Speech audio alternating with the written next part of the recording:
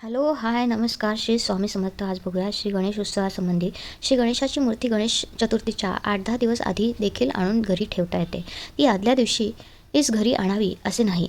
तसेच मूर्ती बाजारातून घरी आणण्यासाठी दिवस पाहण्याची आवश्यकता नसते. भाद्रपद महिन्यातील गणेश स्थापना व पूजन करण्यासाठी विशिष्ट वेळ मुहूर्त नाही. ती दुपारी अंदाजे 1:30पर्यंत कोणत्याही वेळी स्थापना व पूजन करता येते. उजव्या सोंडेचा गणपती कडक सोवळ्याचा आणि डाव्या सोंडेचा सौम्य अशी समजूत करून घेणे चुकीचे आहे. घरामध्ये गर्भवती स्त्री असता गणेश मूर्तीचे विसर्जन करता येते. अशा वेळेस मूर्ती विसर्जन न करण्याची रूढी परंपरा आहे, असा गैरसमज आहे.